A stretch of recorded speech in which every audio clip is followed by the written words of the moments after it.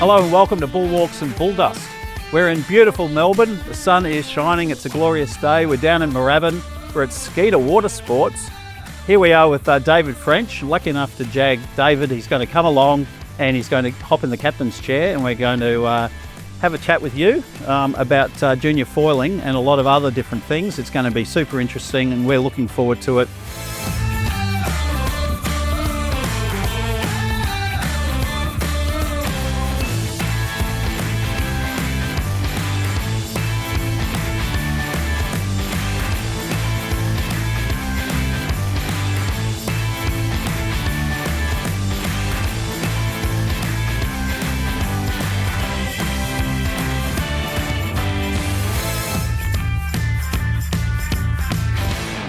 Well, welcome to Bulwarks and Bulldust. This is Series 4, and I'm really enjoying a bit of time with these characters here. We've got Ben Kelly and we've got Adrian Finglas joining us on the panel today.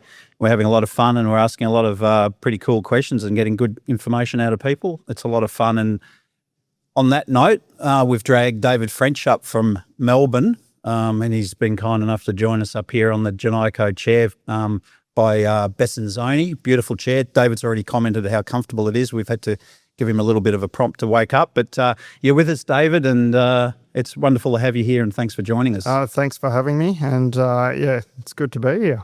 Thank you. Look, I was lucky enough to visit your facility down in Melbourne in Moorabbin a little while back, and you got a terrific operation down there. And I was also lucky enough to meet your dad, who's a bit of an icon in the boat building industry. And can you tell us a little bit about your dad and his history? And there was a brag wall on one of the lockers there too, and it had a massive list of all sorts of different boats and numbers and things that he's constructed over the years. So obviously he's got a lifetime of building boats, and that's in your DNA as well.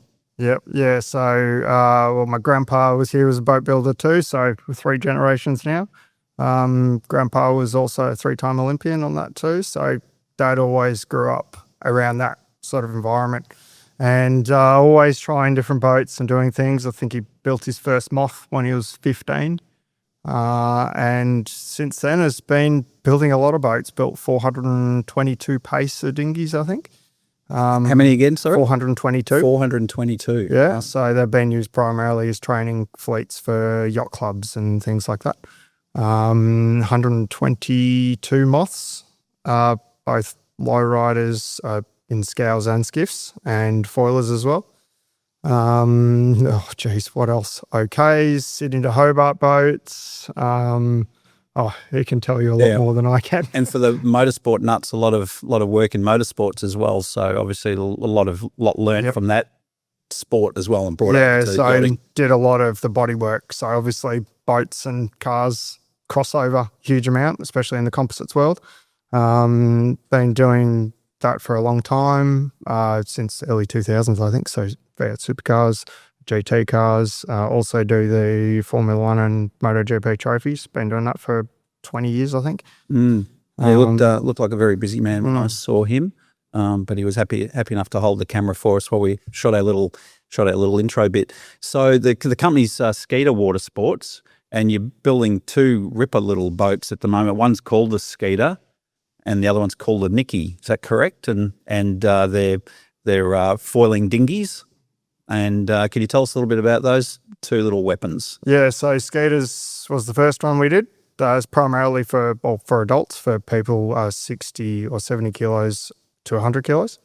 And just for getting out in the water and enjoying foiling. And it's just so much fun.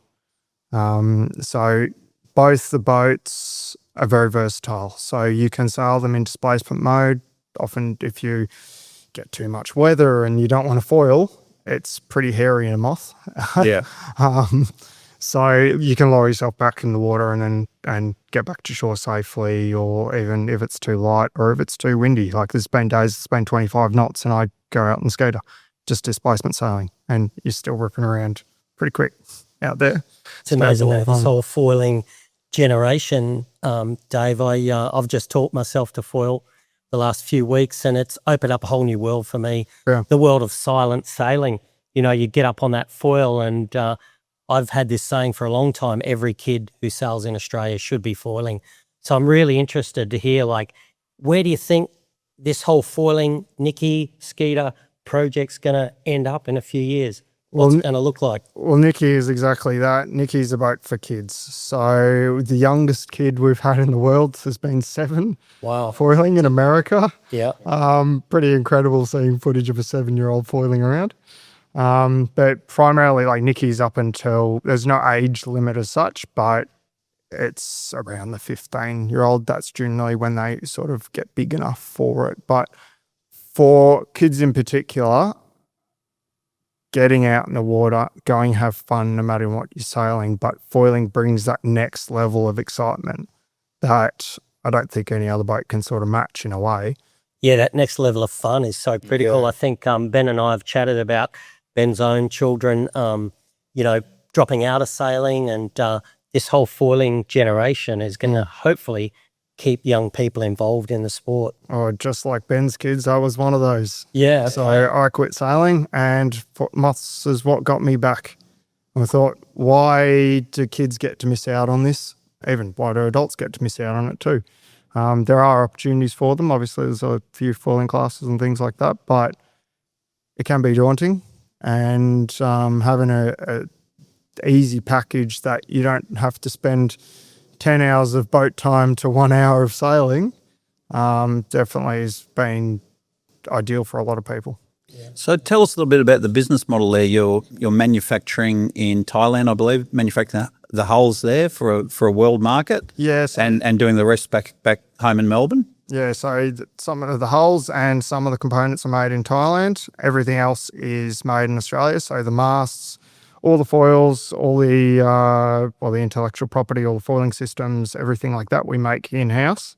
And we fit onto the boats and everything, and obviously calibrate it to our settings and things. So, and then we ship out from there. So, and you guys have been in the foiling business for quite a while now. I guess you're very early in that space. I haven't been in this industry for a long time. I've been here about 5-6 years. Before that, I was in the engineering field. So learnt a lot in that field, and that obviously carries over into foiling a lot, I think, into any aspect of boat building as well. So yeah. And it's all about, I guess, making the sport accessible and affordable for that young generation. And they sail single-handedly, correct, these little dinghies, and you don't need to sort of jag a mate to go out with you. You can go out and have a lot of fun and rip around on your own. The beauty of it is you can do everything yourself. You can rig it up yourself, you can launch yourself, you can go sailing, and I think that independence, especially for kids, is a huge winner. Not having having groups of people together is awesome. Don't get me wrong, it's so good. But you don't always have that. So you don't always have those training days. So going out, sailing by yourself, having just purely for the fun of it. Yeah. And the home club's down at Macrae. Sorry to cut across you. The home club's down in Macrae, I believe. That's a beautiful part of the world down there, and sort of down the corner of Port Phillip. Bit sandy, but that doesn't bother you? No, we actually just had the Nicky and the Moth National Championships there. Yeah. So it was pretty cool and awesome support from the Moth class. They sat down with the top sailors, Jack and Sam. They sat down with the kids, and just the kids chewed their ears off. Nice. So what's the club down there in Macrae? Macrae Yacht Club. Yeah. There you go, Macrae Yacht Club. Yeah. So it's as simple as that. So anyone down there in that area could come on down and have a look and get interested and sign up and get the kids involved in some kind of program and have a lot of fun. Yeah, do all kinds of things down there. Wally, what's amazing about this whole foiling generation that Dave's into, two of the manufacturers, you've got Andy McDougall, I believe, just around the corner, and he's a grandfather of foiling in Australia. So it's amazing you've got this little hub right there in your little hometown, just working on foiling boats, making it happen for the world's foilers. Yeah, it's funny because Dad and him grew up together. Yeah, wow. So it's a very small world indeed. And even you got John Eilert in Perth as well. He was one of the founding fathers of foiling. Well, it's good to have it down there in Port Phillip. There's a lot of potholes down there, so it's good to get up out of the water. I mean, it's great you guys are keyed in with the Moths and that whole sort of network and group. The Moths being the cool kids boat since the 60s, I guess, it's not a boring boat, and it's evolved, and become so technical and it's, you know, ultimate foiling class-wise. But it's interesting hearing from you, the Skeeter, the Nicky, they're still technical boats. They still take skills. It's not like trainer wheel foiling. They're still pretty fast, some of the numbers you told me they can do, and challenging to sail. Yeah, even with the scows in the 60s, right? It inspired a whole generation of sailors. So Adrian, like all of you, you're like you probably know a lot of your mates still sail today. Yeah. And everyone that, even my dad's generation, and thinks that all his mates still sail today. And it's because they sailed moths. It's because they had so much fun in them. And even at the Moth Nationals, there was, I think, 40 boats that were all low riders. So it's pretty cool to see that level of interest in it, and it's purely because the boat's so good. And that's sort of something I wanted to carry over to Skeeter and Nicky, is that start with a really good platform as a displacement boat. The Scow is an awesome platform. It's something you get up and plane. It's like a windsurfer to sail. And that level of fun on the displacement point, and then adding foils onto it, completely transforms it. This is a quick ad break.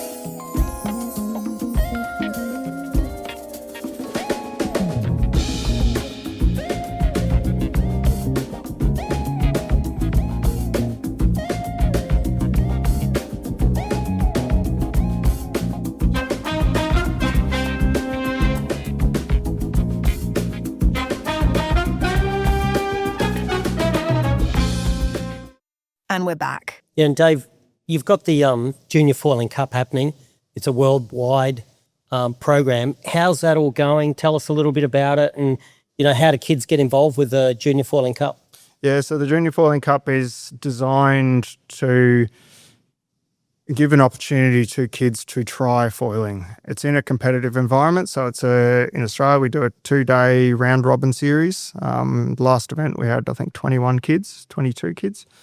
And it's about getting them in the boat, getting them to try it. We do some training, we get them to do some racing. There's prizes and things like at the end of it. We've had guest speakers, so we've had Glenn Ashby, Ian Jensen, Laura Harding, and Chris Day, just in the Australian events, and been so good to have their support and their insights into the professional world, into Sail GP, America's Cup, all kinds of different aspects of the you sport. Guys are spoiled, mate. Look at the people, the names. I'm just thinking. I'm just thinking. How do we get to one of these frigging presentations? I'm just thinking, as these kids come in and they do the Skeeter program and they do the Junior Foiling Cup, your problem, Dave's, going to be dealing with all the mums and dads who've got to sell their opties and their lasers. Yeah. Hey? Yeah, I think getting kids into foiling, getting them to experience it. You look at, in Australia we have Brisbane 2032, and chances are more foiling is going to be in the Olympics. What age are those kids? Or those people who are going to compete? They're under 15-year-olds. And so you start them early, get the skills really early. It'll be amazing to see in 10 years the level of quality of sailors we're pushing, not only in Australia. Yeah, hopefully we don't, you're able to provide a platform and a system that's going to capture kids we would have lost, and there's so many sports to do. It's endless. That if sailing's boring or gets too hard around 15 years of age, that's where this boat kicks in, I think, and or even earlier, and keeps them staying in it rather than drifting away. Yeah, and it's all about the fun. It's keeping it fun, keeping it fast. Like, kids are adrenaline junkies, whether you like it or not. They're quite happy to throw themselves down a mountain on a mountain bike. It's a bit hard to sell it when it's, you go out there and you'll go really slow. It's like, okay. I don't think so. Everything's moved forward in all Yeah. action sports, you know, like I was a kid growing up here on the other side of the river. We had our BMXs, we had our Sabos. We did 15 knots in the Sabo and got excited. If somebody around the neighbourhood could do a 360 on the dirt jump, that was a big deal. Now they're doing backflips down the local skate park, videoing it, putting on instant gratification on socials or other platforms. So, you know, if boats need to be the same. They've got to be exciting, and if you're going to keep kids in it, they're going to be challenging, and I think you're ticking those boxes, mate. So, Well, I think, Benny, it's not only the kids; it's old guys like us. Yeah, mate. You know, People that are retired. people who are retired and you know, just wanting to get out there and do some activity. This falling space is just so exciting. So, And we'll put some information up on our bbdust.com website just so that people can follow the link and raise a little bit more awareness around that, because it does sound like a fantastic program. It is a fantastic program, and we do need to get those juniors coming through. We need to do the grassroots, get them coming through. Yeah, and even with Junior Falling Cup, so I've talked primarily about Australia. I've got some amazing sponsors, Ronstan, Doyle, CST. Yep. Too many to name at the moment. and Dave, where was this last falling cup in Europe? In Europe, we had in Naples. Naples. So it was the host club for the next America's Cup. Yeah, wow. So, yeah, they're really keen to get foiling going there.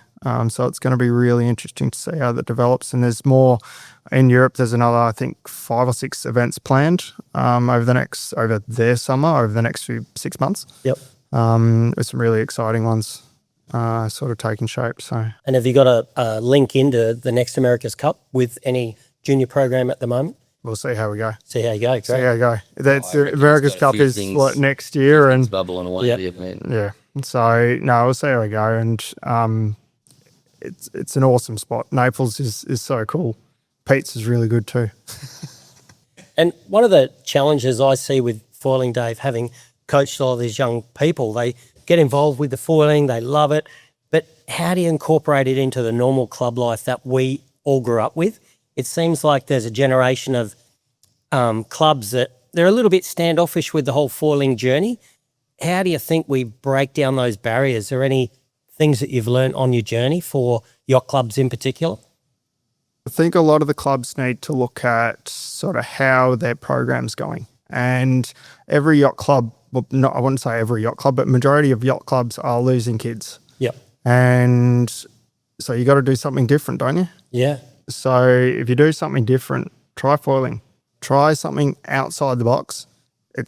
I would say not now. It's not a risk now because the JFC, we've had 4 events. Just for some stats in the JFC, just the 4 events in Australia, we've had up to 42% girls. The average age has been 13. The youngest has been 9. We've had a few 9-year-olds in it. Every single kid's been foiling. And we've had up to, I think, 26 knots of wind as well. So there's a lot to say for it. And I think integrating them into clubs to, retain members, to keep them engaged, keep them excited. These JFC programs are popping up all over the place. Yep. And do you do a simple sort of course, or is it a standard course structure, or what type of courses are the kids racing with the Nikki? So as far as a racetrack you're talking about, we do windward lures. So at the Nationals we just had, we had a 0.3 nautical mile windward lure. So fairly short course, but it means that you're not overstretching the kids because at the end of the day, they're 13-year-olds. So it means that like getting 4 races in a day can be a push. In an afternoon, I should say. If you break those sessions up, they have enough energy to go through. If you start extending those courses, it makes it difficult. So they can do them. It's just how many races a day you want to get in. And you're on the course, you're having fun, you're a 13-year-old, you got the little boat, the Nikki. What sort of speeds are you going to be able to achieve upwind, downwind in a solid breeze on these boats? Upwind, we generally see about 14 to 16 knots. It really depends on what sort of mode you're going in, wind strength, a few varying factors. Downwind, I've seen kids do over 24, which is, yeah. I mean, that's max, that's like F18 speeds Yep. in the best water. Mm. Cats. So that's a pretty quick little boat. Yeah, I do a bit of sailing on a VX1, and you know, VX1s top out at about 23 knots, and you're really holding on. So if a little Nikki's going faster than that, that's amazing. Yeah, that's in a fair bit of wind. Yeah. You don't want it going too fast because at the end of the day, they're kids, but they do have a fully adjustable wand. So you can dictate what height you want the boat to foil at. So if a kid's uncertain or it's a little bit wavy or anything like that, you can just pull the wand up.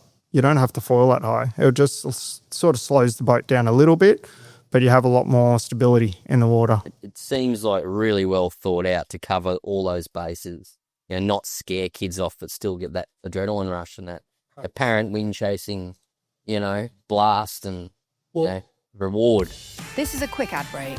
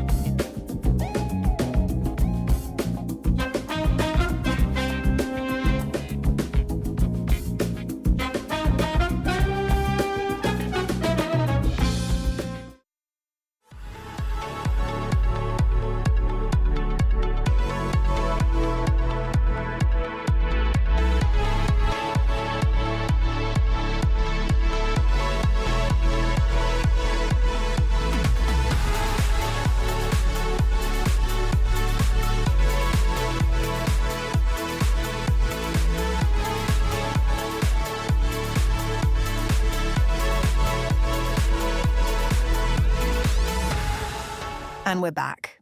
We just had Mark Bradford from North Sails on our previous show, and we talked about that apparent wind sailing, and it's where the sport's headed. Yeah. Everything's going to be apparent wind sailing. So, kids out there, maybe get a Nicky instead of an Opti, Benny. Oh, for sure, mate. It's just got to be so much fun, and I think to be able to leapfrog into more technical sailing if that's where they want to go. Can you imagine having done it from like the age of 10 through to 13, 14? Like, that's a huge leg up in like reaction times and everything that comes into play in those faster boats. You're not getting that from your Opti 8. But then that helps you also in your slower boats too. So if it's like an F1 driver going into a normal road car, everything happens slower. So you can look at the racetrack, you can look where the wind is and pick your shifts and all that sort of stuff. Yeah. Dave, you mentioned before, I'm just going to change tack a little bit, Wally. You mentioned before your granddad went to 3 Olympics. Now, I thought I was a bit of a historian with Olympic, people in our past Olympic teams, but just tell us a little bit about your granddad. Yeah, as part of the first, his name Robert French. French, yeah. As part of the first Olympic sailing team in 48. 48. Did 48, 56 and 60. Also built his own boat in his backyard to take to one of those Olympics. So I think it was a Star from memory. So he sailed the Firefly in the Star class. Wow, so he's Olympic royalty. Yeah, man, that's it. That's awesome. Fantastic. Definitely in the DNA. You didn't have a lot of choice, did you, David, coming through? But I can tell how passionate you are about what you do and you love it. And the smile's always there on the face. Certainly when I bumped into you and you were with your dad and making things, and you told me a little bit about the pathway with the development too. Would you like to share that? Because it's been a little bit of work to sort of perfect and refine what you've currently got. There's quite a few years and a lot of hard work in R&D to actually get the product that you've got. And people tend to sort of look at a final product and go, oh, there it is. But there's many, many hours of development work throughout, wasn't there? Yeah, initially we weren't talking about doing a boat at all. It was purely for our own enjoyment. I love the R&D. I love the development, going to try something, see if it works, make it better. So for years, I think since 2012, around there, that's when I sort of was a lot more involved, and just playing around with moths, with things, trying different things. We had twin foils, J's, L's, all kinds of different foiling configurations on different platforms. And Dad did catamarans as well on stage in the early 2000s, and just trying different things and seeing what works and what, can you make a moth go faster? That was really what we're mainly looking at. But how can you increase the riding moment? And through varying different aspects of different designs and different things. You see the benefits, you see the negatives and all that. And I think what centerline foiling brings now, one can increase your riding moment. You can go upwind at incredibly high angles, but it provides that challenge to enhance your skills. It doesn't make it too easy, so to speak. Yeah, one of the things I've been talking to juniors about is if they're going down the Olympic route, they've got to learn how to foil because it enhances their skill set within the Olympic program. They've got so much more feel when they come off of a foiling boat and they get back into their Olympic boats. So I think, the two go hand in hand a little bit. And if I was to guide any young person down that Olympic route, it'd be definitely they've got to do a lot of foiling. I think if you look at any of our Olympians, past or present, they all foil. Yeah. Every single one of them. Yep. So, and probably all of our SAIL GP team. Yep. They all go foiling on their days off. Yeah. That's what they do for fun. So. Exactly. I was going to ask, do you have some great stories about feedback or experiences with all ages, but how do people respond when they, this may be their first foiling experience? It's hard to wipe the smile off their face when they first jump in a boat. And I think even I take it for granted. I've been doing it for like 15 years or something. But like I've got young kids, my 2 and 3 year old, and I want to see them love the sport as much as I do.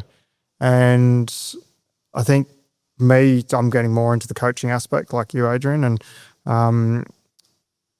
going to teach people how to foil and do this kind of stuff. And you see that instant satisfaction and it's just like, this is the best thing ever.